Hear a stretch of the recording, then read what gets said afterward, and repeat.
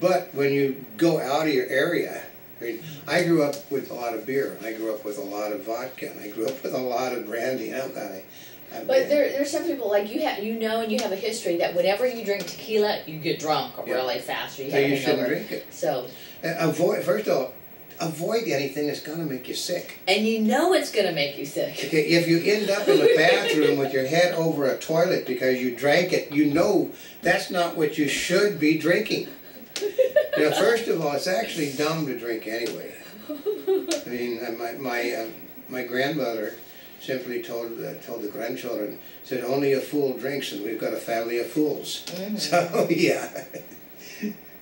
Number 7, drink in moderation. Well, yeah, basically. That goes along with knowing your limits. Knowing your limits, because you basically want to, if you want to, at an event, you want to nurse your drink. Mm-hmm. Because what happens is, can I freshen your drink up? Basically, that freshening your drink can basically put about 3 or 4 times more alcohol in your system at the end of a night than you originally intended. Oh, and you're not paying attention. Right. Yeah.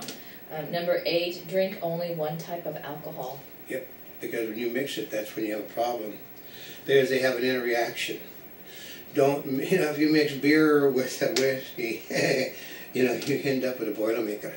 And basically it causes like a gas explosion. Well, what about, of course, those drinks that have like a, like a Boston tea that has all these different liquors all thrown in together? Oh, I know. We used to have. They do taste good, those those iced teas. I used to drink the iron, Mike's Hard iced tea, yeah. Mm-hmm. Which basically they finally declared it out. After they were selling it in stores for years. Well, it tells you the alcohol content on it. Yeah, so.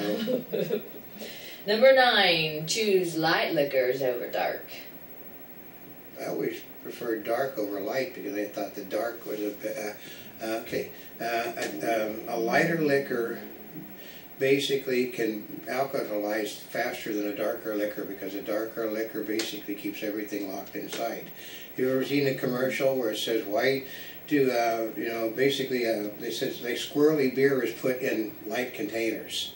Oh, really? Yeah, you want dark stuff. Dark, I was always taught that to drink the dark liqueurs first. Does it make a difference if it's room temperature or cold? If it's room temperature, it's not good for you. Cold is better.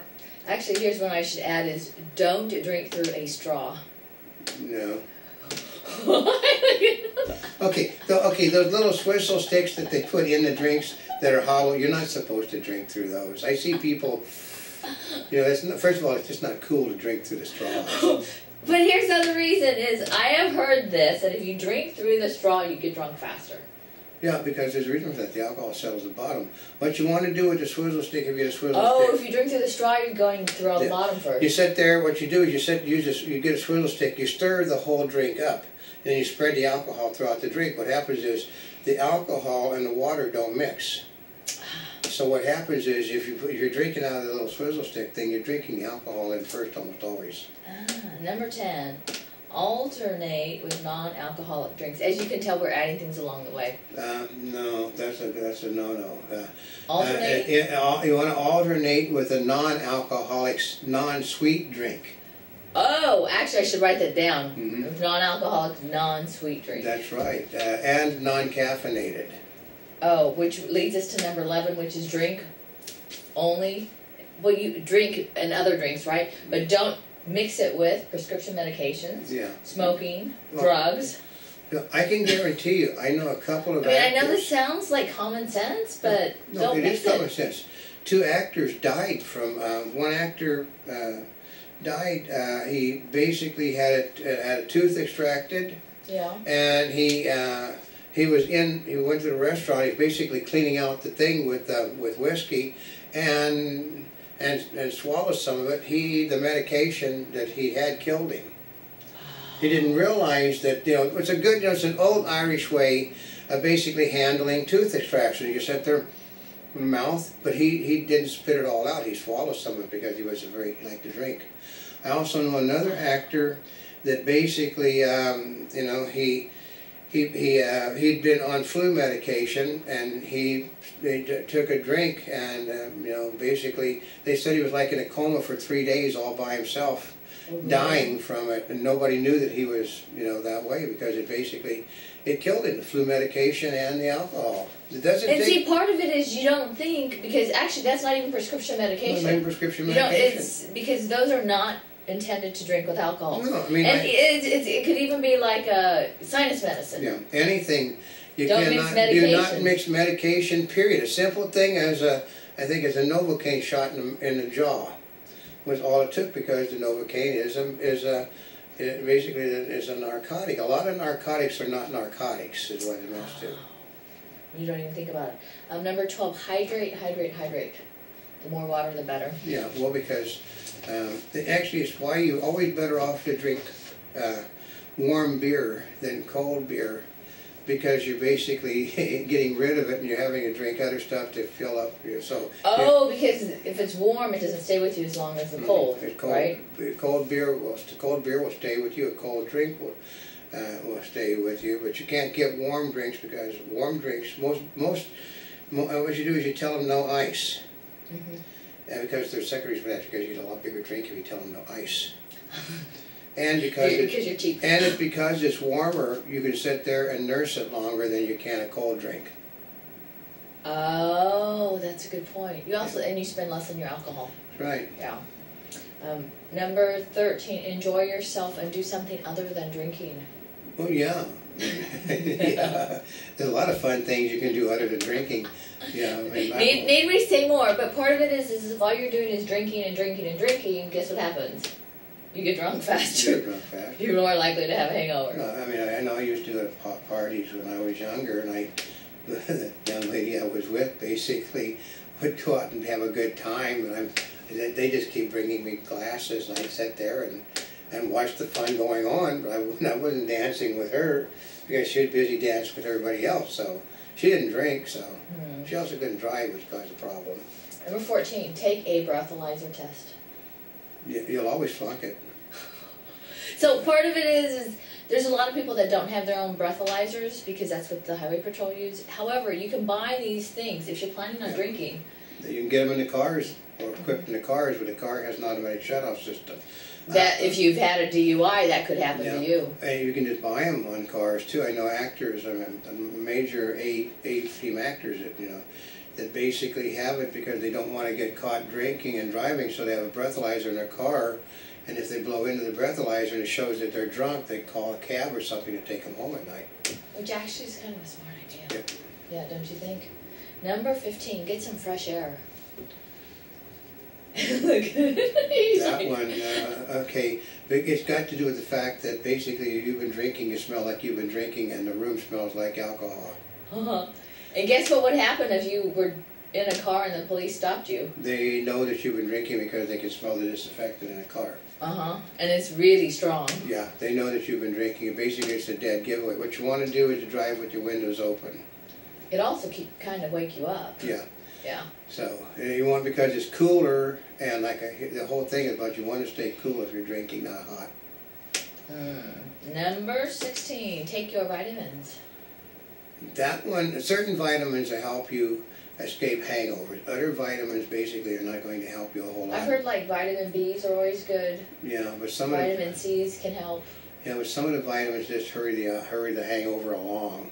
Oh, also remember, if you're going to take vitamins, you're supposed to often have food with them. Yeah. Because otherwise it could just make you sick. Because, see, part of it is if you're looking at this and somebody's like doing this to you and you're getting sick and nauseous and you feel like you're going to throw up. Yeah. Well, you could be close. Yeah, you could be close to having a hangover. Yeah, if you a good way, if you hold one finger up and you see two fingers, you know you drank too much. Oh, that's a good way to do that. Or if you can't do that, That's another way how to know when you've drunk too much. Yeah, if you can't do this.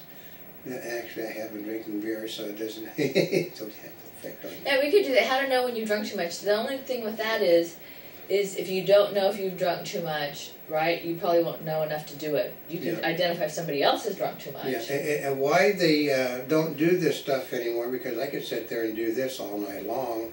I do this all night long, and I can sit there and walk a straight line all night long. There are people, though, that can't walk a straight line because of a problem with their legs and their ankles, so they stagger when they're not drunk. When they're not drunk. Yeah. So part of it is if this is your friend and you know the basis, yeah. Right? Well, it's not how they normally are. It isn't funny to get anybody drunk. It is not. I mean, it's funny for a little while when you get the girl dancing up on top of a table, but then the girl gets sick and it's not funny anymore. Especially if she's making a huge mess all over the place. Actually, if you throw up, does that help you get... Oh, absolutely. Does it help you get rid of the hangover? Or are you less likely to have a hangover because you throw it all up? Okay, what it does is it empties the system, and it depends upon when you throw up. If you throw up in the morning, it doesn't do any good. If you throw up after you drink, you probably cleared a good percentage of the alcohol out of the system before it soaks in the membranes. So should you force yourself to throw up? I wouldn't. Remember, if you go to a party, bathroom space is at a premium, so... the other people may not appreciate it if you throw up in the bathroom. That's right. However, if but they expect it. I mean, there's going to be a lot of... I know, which is really the most disgusting part. Yeah. But I guess if you're at home and you feel like you should throw up, just let yourself throw up. It's why the people do not serve beer at most parties. Why? Because the bathroom is always being occupied. Oh. Is that because you rent beer?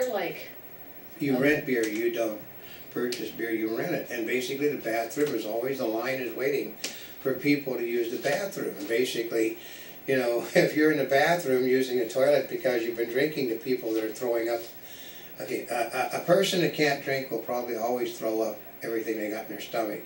And then the hangover is already on. Number 17, eat before going to sleep and after waking up. Yeah, and less. Which you should, because what, you need more vitamins for your system. The problem is if you're already on the way to a hangover, you're going to throw it all up. I'll guarantee you.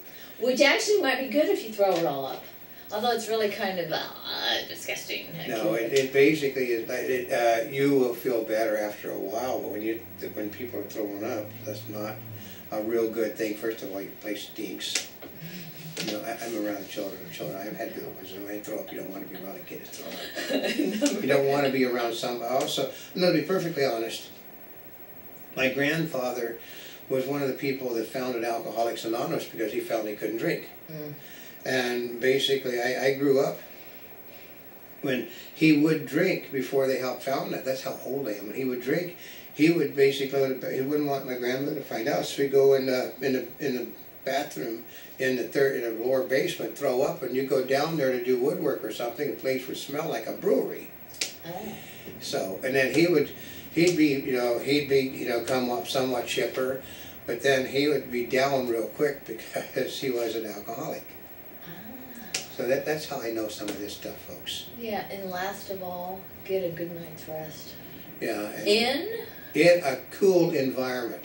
Yes. Because what happens if you go to sleep in a warm, comfortable environment, what happens is the food will metabolize faster in your stomach and burn off than the alcohol that's in the membranes of your cells.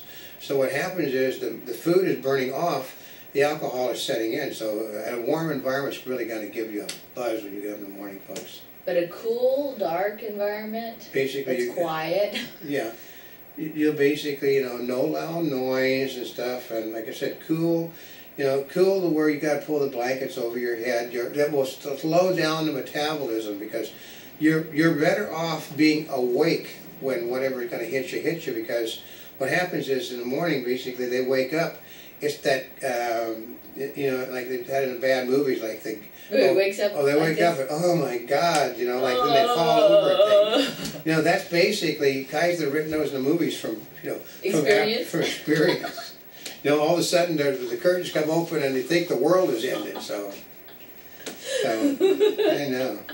So part of it is you are hearing from us, of course, some of them are typical, but some of them are more unusual ways to prevent a hangover. Yeah, well, a lot of people don't hear. My grandfather was an alcoholic, and my grandmother was a doctor, so I have a tendency to know about both the hard way. So I do not. My grandmother would treat people on Skid Row that were drinking too much. So you go with your grandmother because she's somebody for protection, because she's a little thing like this. So you'd be there, and then, God, you see, you would not want to be down there when you're a teenager, folks. But if you have any other suggestions on how to prevent a hangover, this is one of those great places where you can share it, because there's a lot of people that could benefit from it. especially with New Year's coming or any parties or anything like that. That's right.